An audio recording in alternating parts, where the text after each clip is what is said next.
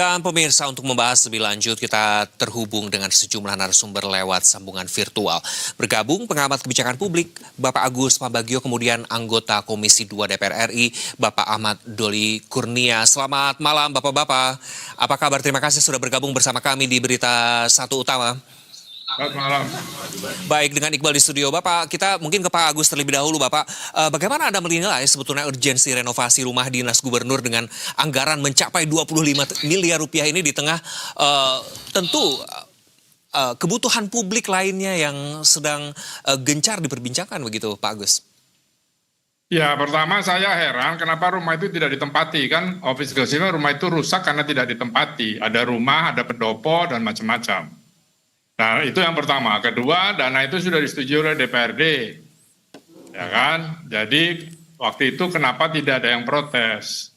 Gitu. Nah, kalau sekarang kita dari sisi etika, iya. Karena dana dari pusat juga dipotong besar untuk MBG, KDMP, dan sebagainya. Jadi, memang secara etika tidak perlu. Ya sudah, biarkan saja rumah itu sampai ambruk, misalnya nanti baru dibangun. Atau pakai multi-years. Saya heran kenapa gubernur yang sebelumnya tidak tinggal di situ. Kalau semua tidak tinggal di situ, ya tidak tinggal di situ. Atau mau dijadikan apa, museum atau apa, nggak jelas. Buat saya itu sih. Baik, jadi pertanyaan pertama adalah sebetulnya terkait kenapa sebelumnya di periode sebelumnya tidak ditempati sehingga harus direnovasi. Seharusnya mungkin kalau ditempati tidak perlu renovasi yang sebesar ini begitu ya. Bapak-bapak, kita tahan terlebih dahulu.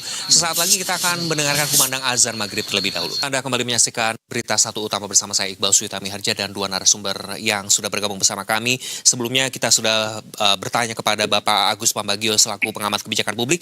Kita sekarang ke Pak Ahmad Doli Kurnia. Bapak, bagaimana Anda melihat sebetulnya Komisi 2 DPR RI ini juga memandang urgensi anggaran renovasi rumah dinas Gubernur Kalimantan Timur ini di tengah prioritas pembangunan daerah lainnya, Pak Doli, silakan.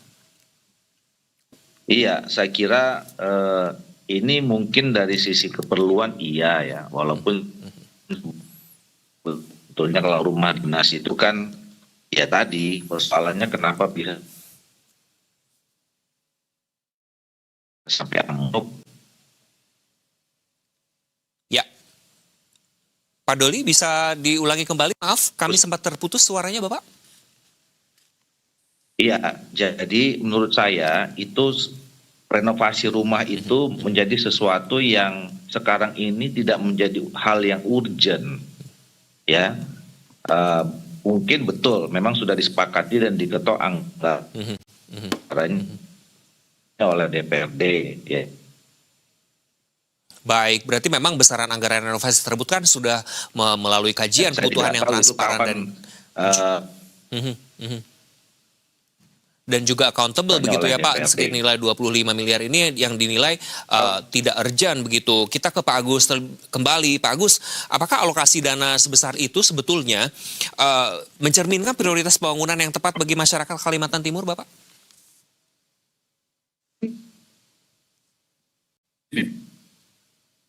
Buat Ya, Pak Agus.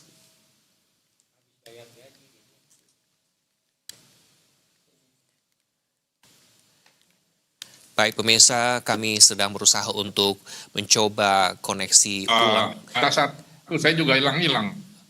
Baik Bapak, kami ulangi kembali pertanyaannya Pak Agus ya, izin. Bapak, alokasi dana sebesar itu 25 miliar rupiah itu kan mencerminkan, apakah sudah mencerminkan begitu prioritas pembangunan yang tepat bagi masyarakat di Kalimantan Timur, Pak Agus? Ya, saya tidak tahu itu tepat atau tidak karena kan apa pertimbangan membangun itu. Tapi sekarang adalah rumah itu kan mau digunakan kembali, itu mau digunakan hanya sebagai rumahnya atau kan pendopo itu lengkap, ada penginapan, ada segala macam di situ. Nah, sekali lagi ini terlibat ya. Nah, jadi soal itu tepat atau tidak, ya saya nggak lihat tanahnya, besarannya dan sebagainya, kan nggak bisa ditanya begitu. Baik, Pak Doli, saya kembali kepada Anda. Tadi sempat terputus dan putus-putus terkait melalui kajian kebutuhan yang transparan dan akuntabel ini dengan tentu berdalih bahwa ini sudah melalui approval begitu ya dari pemerintah pusat. Pengawasan Komisi 2 tersendiri terhadap penggunaan anggaran daerah untuk proyek seperti ini bagaimana, Pak Doli? Iya, saya kira kan kalau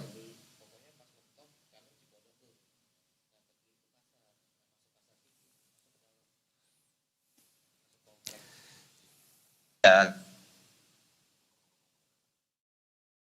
persoalannya adalah kapan itu diketok, saya nggak tahu. Apakah memang dalam suasana yang belum seperti sekarang atau memang sudah masuk. Nah, kalau memang sudah masuk dalam situasi seperti sekarang, harusnya pada saat itu teman-teman di DPRD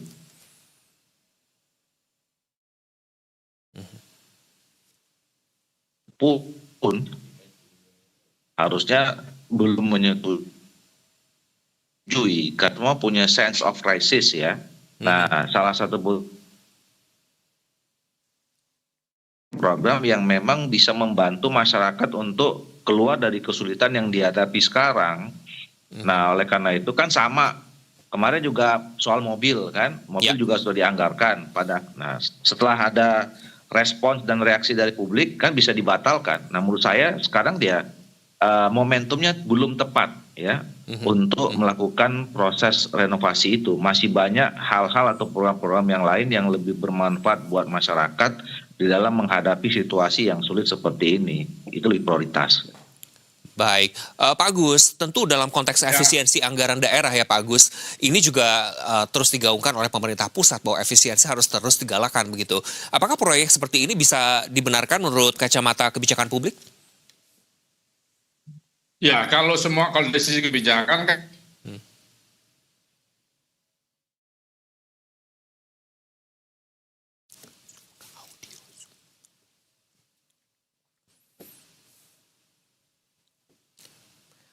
Pak Agus, masih bersama kami Pak Agus?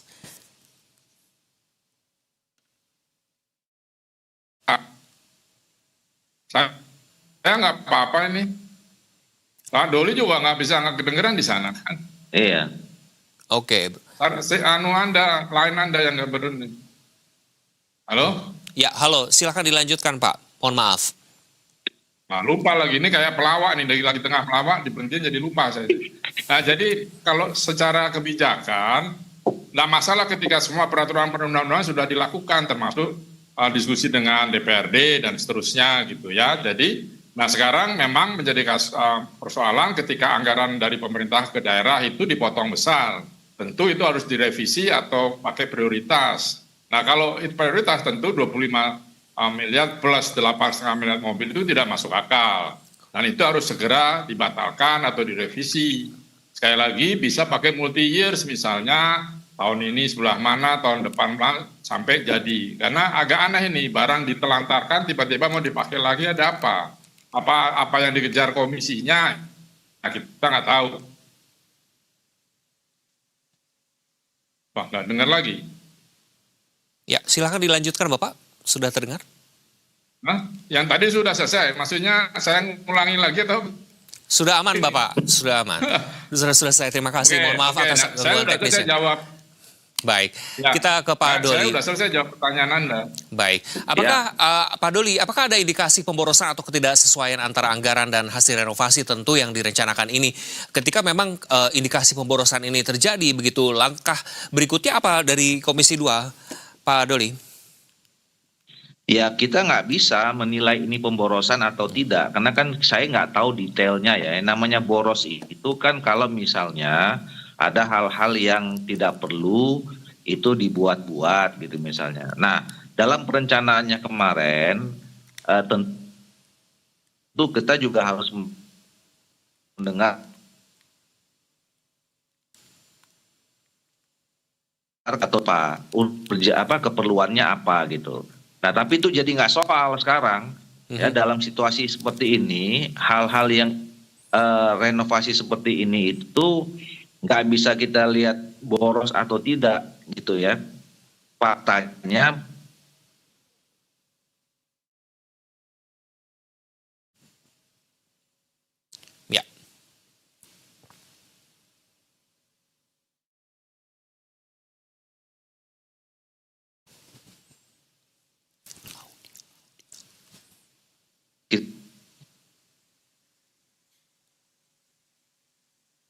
Halo. Ya, baik. Lantas bagaimana menurut Anda juga Pak Agus terkait sejauh mana sih transparansi pemerintah daerah dalam menjelaskan rincian penggunaan anggaran renovasi ini, dan tentu ini juga bercermin begitu kepada pemerintah-pemerintah daerah lainnya yang juga nanti mungkin dalam situasi yang seperti ini juga akan dipertanyakan begitu Pak Agus. Iya, tentu kan ada undang-undang keterbukaan informasi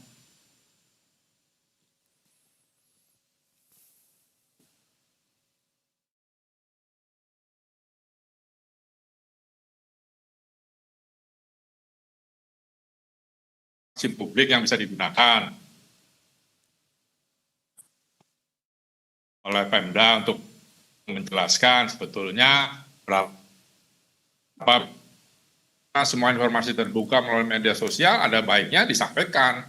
Sebetulnya anggaran dia berapa, dipakai untuk jalan berapa. Kan di Kalimantan Timur jalannya curan-curan. Saya minggu depan akan ke sana khusus pengen naik four wheel drive lewat darat.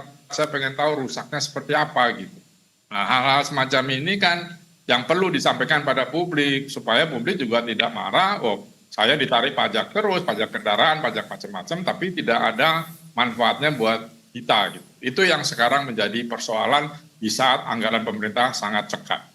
Baik, tentu di tengah gejolak ekonomi, geopolitik, geoekonomi juga hal ini menjadi polemik begitu yang membuat masyarakat mungkin secara umum di Indonesia ini juga terpicu emosinya begitu ya. Pak Doli, kembali kepada Anda, bagaimana sebetulnya mekanisme evaluasi DPR ini terhadap proyek renovasi fasilitas pejabat daerah agar tentu tetap berpihak kepada kepentingan publik meskipun Gubernur Kalimantan Timur sendiri sudah menginformasikan bahwa ini tidak hanya rumah dinas gubernur tapi ada wakil gubernurnya, ada penginapannya dan fasilitas lainnya begitu secara bersamaan. Pak Doli.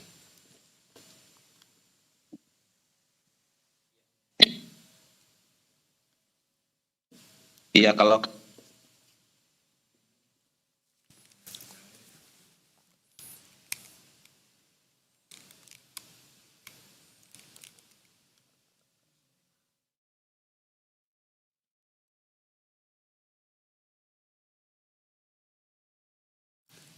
bahwa untuk situasi yang sedang kita hadapi sekarang ini, sebaiknya program-program seperti renovasi rumah ini menjadi tidak prioritas, gitu ya.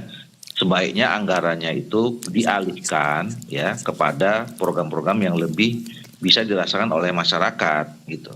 Baik, terakhir Bapak-Bapak, sebetulnya apa rekomendasi Anda agar pengelolaan anggaran fasilitas pejabat publik ke depan ini lebih berorientasi pada kepentingan masyarakat, tentu dengan budget hal-hal yang kayak gini lebih bisa diperhitungkan tanpa menyinggung hati banyak masyarakat.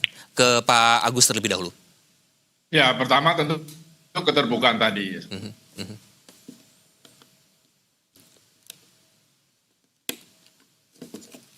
Ya,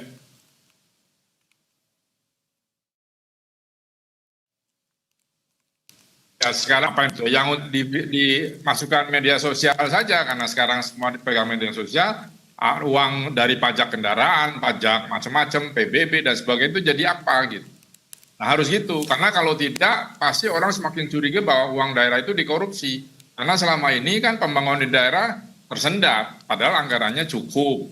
Nah kita perhatikan aja sama-sama apa yang dilakukan oleh beberapa gubernur, misalnya Maluku Utara, kemudian Jawa Barat, itu bisa kita lihat bahwa kita pun bisa efisien dalam membangun daerah. Sama seperti dulu waktu kita melakukan pembenahan di kereta api. Kok bisa? Jadi niat kita harus tadi mengefisienkan semua dana yang terbatas. Mengefisienkan tentu dengan nanti adanya aturan atau standar tertentu yang mengatur batasan kewajaran renovasi fasilitas rumah dinas begitu Pak Agus? Itu agak susah kalau kan masing-masing daerah berbeda ya. Yang penting yang pendapatannya berapa, dapatnya anggarannya untuk berapa, dan tidak ada itu menghindarkan adanya korupsi atau XX persen yang akan datang mulai dari daerah-daerah itu. Karena kita lihat semuanya kita itu sebetulnya hancurnya karena korupsi. Nah jadi buka aja sehingga masyarakat bisa ikut mengawasi. Jadi tidak ada lagi dana-dana buat LSM yang memeras, buat ormas-ormas gitu. Sehingga betul-betul dana yang dapat dari masyarakat dibuat untuk pembangunan daerah. Itu aja. Baik, Pak Doli terakhir, apa rekomendasi Anda dan saran Anda untuk para kepala daerah, Pak Doli? Ya, pertama kan seharusnya kalau dalam situasi yang normal, memang kita harus juga memperbaiki ya soal bagaimana kita mengelola anggaran ini supaya optimal, berdampak kepada proses percepatan pembangunan dan kemudian dilakukan secara efisien. Nah, oleh karena itu yang pertama adalah memang setiap upaya harus dilakukan adanya efisiensi. Termasuk bagaimana supaya program-program itu ditetapkan program yang betul-betul bisa membangun atau meningkatkan ya kapasitas pertumbuhan daerah itu, apakah itu untuk infrastruktur, terus kemudian untuk pendidikan masyarakat, kesehatan dan segala macam. Ya dibandingkan dengan program-program yang ya seperti ini. Ini kan program ke internal pemerintahannya ya, bukan pada program yang itu berdampak kepada percepatan pembangunan, masalah tentang bagaimana menjawab persoalan yang dihadapi oleh masyarakat dan seterusnya gitu. Nah, yang kedua, yang ketiga adalah yaitu tadi bagian dari efisiensi itu adalah bagaimana supaya semua anggaran ini tepat sasaran, tepat guna, tidak ada yang diselewengkan, tidak ada yang dikorupsi. Nah, ini yang saya kira, nah untuk itu transparansi bagaimana kemudian kita membuat mekanisme yang akuntabel segala macam itu jadi penting. Nah, persoalannya kemudian ya sekarang situasinya juga tidak normal ya. Yang saya katakan tidak normal tadi kan kita sedang menghadapi situasi ekonomi yang tidak lapang kata gitu, fiskal kita, kemudian TKD dipotong, sekarang kita sedang bersiap-siap menghadapi krisis dari dampak perang. Nah, jadi dalam situasi normal saja program-program seperti ini itu juga harusnya tidak menjadi prioritas, apalagi ya dalam situasi yang tidak lapang fiskal dan kemudian situasi menghadapi persiapan krisis ini yang terjadi. Baik, Pak Doli, Pak Agus, terima kasih sudah bergabung bersama kami di Berita Satu Utama. Tentu kita harapkan dan tentu kita nantikan update-nya begitu ya dari Kalimantan Timur ini. Bagaimana budget 25 miliar untuk renovasi rumah dinas bisa diselesaikan atau ada berita baiknya untuk masyarakat. Terima kasih sekali lagi Bapak-Bapak, salam sehat selalu untuk Anda. Terima kasih Bang Doni. Sama-sama.